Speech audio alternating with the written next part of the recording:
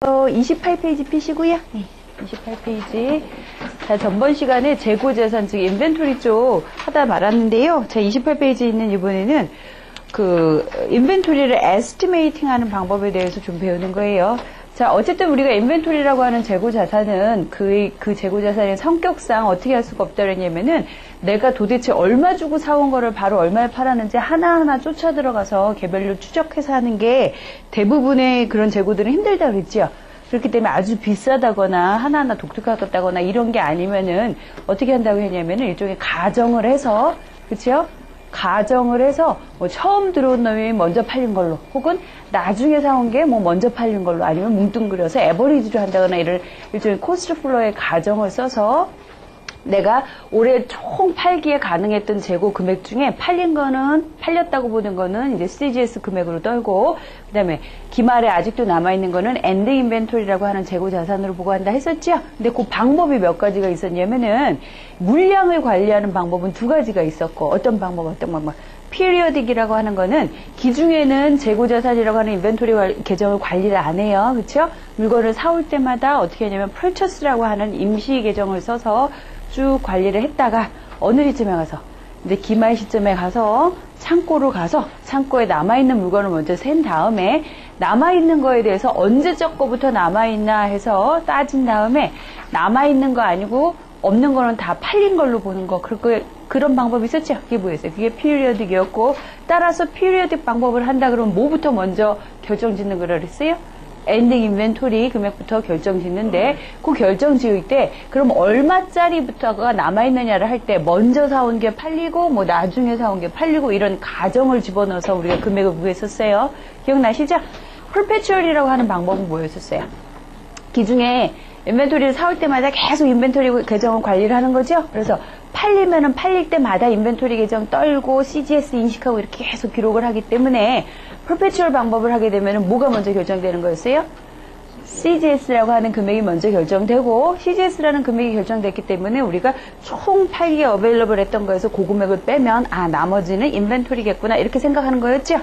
이해되시죠? 근데 그렇게 해서 구한 인벤토리 금액이 솔직히 하나하나 제대로 따져 들어간 게 아니기도 하고, 또 이 재고자산이라고 하는 인벤토리가 사갖고 와서 팔다 보면 뭐 시가는 그거랑 금액이 안 맞을 수도 있잖아요. 그 시점에 있어서 개의 가격이 떨어졌다든가 이럴 수도 있기 때문에 우리가 그렇게 계산으로 해갖고 구한 인벤토리 값인 엔딩 인벤토리가 그대로 밸런스 시트로 갈 수 있는 게 아니라 한번 뭘 해봐야 된다 그랬냐면은 밸류에이션이라는 걸 해봐야 된다 그랬어요. 그렇죠? 자, 밸류에이션이라는 걸 하게 되면 뭐하고 뭐를 비교하는 거냐? 우리가 그렇게 계산으로 해서 구한 인벤토리의 코스트 값하고 뭐하고 마켓 값하고 비교를 해서 더 낮은 값으로 밸런스 시트에 갈 수 있게 돼 있어요. 근데 그때 마켓 값이라고 하는 게 딸랑 한 가지가 아니었죠.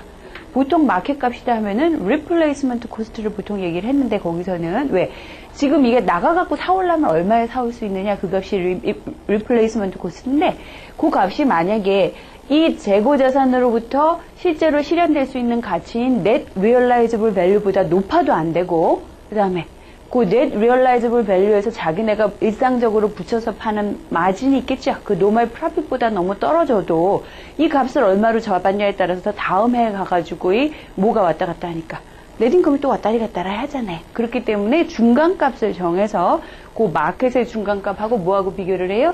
코스트 값하고 비교를 해서 더 낮은 값이 간다 그랬죠. 그럼 더 낮은 값이 간다 그러면은 코스트 값하고 그 마켓 값하고 차이 나는 것만을 제거를 깎아버려야 되잖아요. 따라서 그 낮은 값으로 가는 걸 장부에 반영하기 위해서는 어떻게 얘기 처리했어요? 인벤토리를 떨어주고, 그렇죠? 인벤토리로 있는 게 아니니까 인벤토리를 떨고, 상대편 계정에 뭐를 인식해요? 그게 만약에 다이렉트 메소드를 썼으면은 없는 거는 팔린 걸로 보는 거니까 CGS로 기록하면 되고, 그게 인다이렉트 메소드로 자기네가 활용을 한다. 즉, 자기네는 보통 이렇게 LCM이라고 하는 Lower of Cost Market 방법을 적용하게 되면 보통은 이렇게 마켓 값이 낮더라 그랬고 맨날 깎이더라 그러면은 그냥 보통은 다 CGS로 가면 되는데, 그게 아니라 어쩌다가 한번 그랬다든가, 우리는 뭐 이건 익스펙트 하지 않았던 건데 마켓 값이 요번에만 떨어져 갖고 갔다든가, 보통 그러면 어디로 갈 수 있냐면 로스로 떨 수가 있어요. 로스로. 이해되시죠? CGS도 비용이고 로스도 비용이에요, 결국은. 근데 단지 CGS는 어떤 비용이에요? CGS는 익스펜스 중에서도 뭔가 굉장히 아주 특별한 익스펜스거든요. 뭐에 대한 expense예요? 그렇죠. 내가 in the normal course of, normal 이 비즈니스 상에서 내가 계속 사고 파는 자산 있잖아요. 이 파는 자산, 내가 파는 자산. 그 자산으로 인해서 인식되는 비용이 특별하게 CGS잖아요. 그렇죠? 그걸로 보고 될 거냐, 아니면은 다른 여타의 뭐 이런 비용들이나 똑같은 그냥 로스로 보고 될 거냐, 그 차이죠. 이해되세요? 다이렉트하고 인다이렉트는 그렇게 되고. 자, 그렇게 해가지고 우리가 인벤토리 쪽에 들어와가지고 배워야 될 것 중에 크게 세 개는 배운 거예요. 뭐, 도대체 얘를 사갖고 왔을 때 얘를 값을 얼마로 잡을 것인가 하는 어퀴지션과 관련돼서 얘 값 얼마로 잡을 건가에 대한 토픽 했었고요. 두 번째도 뭐 있었어요? 그럼 그렇게 해가지고 내가 총 어베일러블 했던 것 중에 어떤 거는 CGS를 보고 할 건가, 어떤 거는 엔딩 인벤토리로 갈 건가 하는 그 6가지 방법에 따라서 금액 나누는 거 했었고, 그 다음에 그렇게 해서 계산한 엔딩 인벤토리가 그대로 BS에 갈 수 없기 때문에 한번 밸류에이션 하는 것까지도 했었죠. 자, 이게 중요한 토픽인데 요것들 말고 또 소소하게 나올 수 있는 것들이 있어서 그걸 좀 해보려고 해요. 자, 28페이지에 있는 인벤토리를 에스티메이트 하는 방법에 그로스 프로핏 메소드라는 게 있죠. 그거는 뭐냐면은, 자, 이 회사가 무슨 방법을 써서 인벤토리를 회계 처리하는 회사였냐면은 피리어드 방법을 써서 회계 처리하는 회사였어요. 자, 피리어드 방법을 쓰게 되면은 얘는 기중에는 인벤토리 계정을 절대 관리 안 하죠. 이론상으로는 절대 안 한다 그랬잖아요. 피리어딕은 절대로 안 하기 때문에 뭐 해요? 얘는 기말 올 때까지만 기다리는 거죠. 기말이 되면 창고 갖고 실려고 그랬는데 기말이 오기도 전에 창고에 불이 나서 홀라당 타버렸으면 어떻게 되겠어요? 기중에 나는 인벤토리 관련 것도 없는데 홀딱 불이 나서 타버렸어요. 그러면 도대체 불나서 내가 없앤 그 재고가 손실이 얼마인지랑 내가 정말 팔아서 CGS로 떨어야 될 게 얼마인지를 구분할 수가 없겠죠. 그렇기 때문에 이런 난처한 상황에 쓸 수 있는 게 바로 그로스 프로핏 메소드라는 게 있어요. 자, 이거는 뭐냐? 내가 이제 기말 시점에 가서 카운팅 할 때까지만 기다리고 있는데 카운팅 하기 전에 재고가 없어졌으니까 뭔가 딴 방법을 써서, 그러면 대체로 우리 회사가 기말에 얼마쯤은 남아있을 거라고 생각을 하려면은 기준이 얼마쯤 우리가 보통 뭐 1년 영업을 하면 이만큼은 팔린다, 이걸 갖다가 알고 있으면 그거를 CGS 값으로 해놓으면 내가 총 어베일러블 했던 것 중에 CGS를 빼내면 요만큼은 있어야 되는데 하는 게 나오겠죠. 이해되세요? 이게 그 방법이에요.